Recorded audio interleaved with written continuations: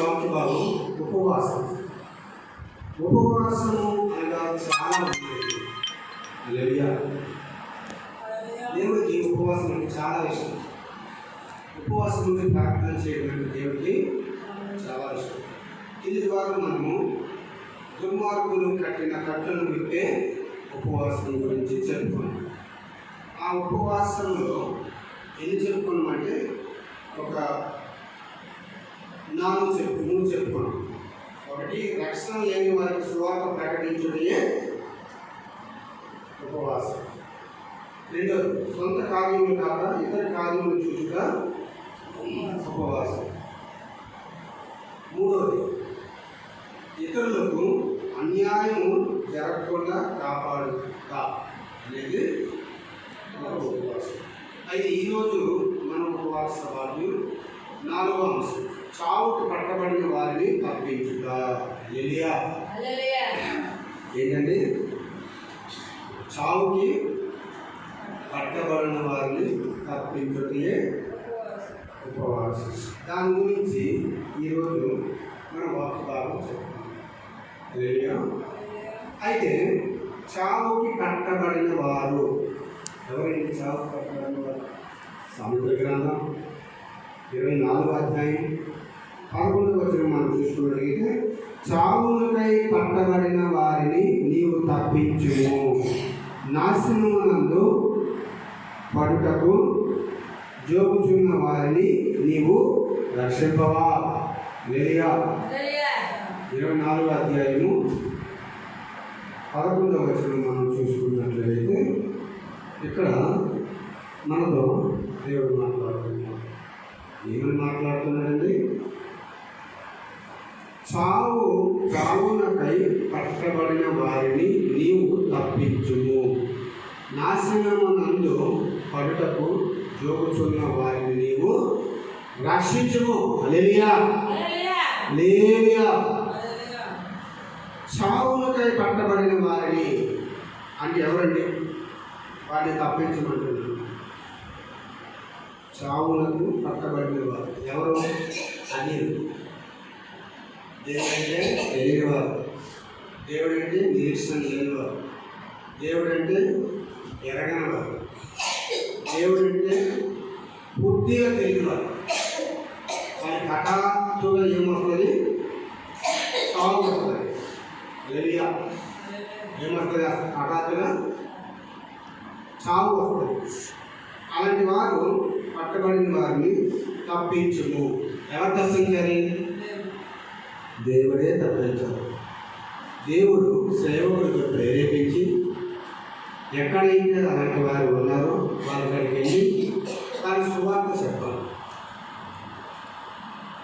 వాళ్ళు వద్దన్నా సువార్త చెప్పాలి, వాళ్ళు కొట్టినా సువార్త చెప్పాలి, వాళ్ళు తిట్టినా సువార్త చెప్పాలి. ఎందుకు సువార్త చెప్పాలంటే నశించిపోతున్న ఆత్మని మనం ఏం చేయాలంటే దేవుడు చెప్పాడు. హల్లెలూయా. ఏం చేయాలి? నశించిపోతున్న ఆత్మని మనం రక్షించాలి. ఎప్పుడైతే వాళ్ళకి సువార్త చెప్తామో వాళ్ళు మారుమనసు పొందుతారో, రక్షణ పొందుతారో, బాప్తిస్మం కూడా పొందుతారో దేవునికి మహిమ. అవునా కదా? అది ఎటువంటి వారన్నా చావుకై పట్టబడిన వారు. వాళ్ళని నువ్వేం చేయాలి?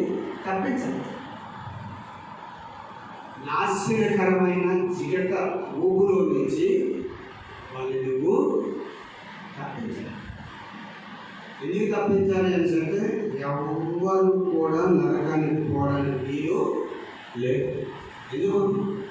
ప్రపంచ దేశాల్లో, మన ఇండియాలో, మన తెలుగు రాష్ట్రాల్లో, మన జిల్లాల్లో, మన మండలాల్లో, మన గ్రామాల్లో, మన విలేజ్లో ఎక్కడా కూడా దేవుడు వీళ్ళందరి కొరకు, ఈ జనాల్లో అందరి కొరకు, నీ కొరకు, నా కొరకు, మా అందరి కొరకు కూడా దేవుడు తన ప్రాణాన్ని పెట్టాడు, క్రయధనముగా పెట్టాడు. ఎలా పెట్టాడు?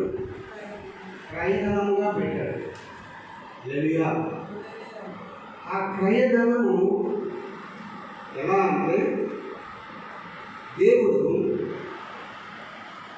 మన కోసమే కల్వరి శిలువలో నిల్చుకుంటాం. మనం చేసిన పాపాల కోసం, మనం చేసిన ద్రోహాల కోసం, మనం చేసిన అన్యాయాల కోసం, మనం ఆడిన అబద్ధాల కోసము, మనం చేసిన పాపాల కోసము, మన కళలో వచ్చిన తలంపుల కోసము దేవుడు మన కోసమే కల్వరి శిలువపై మేకులు పట్టబడింది. హల్లెలూయా.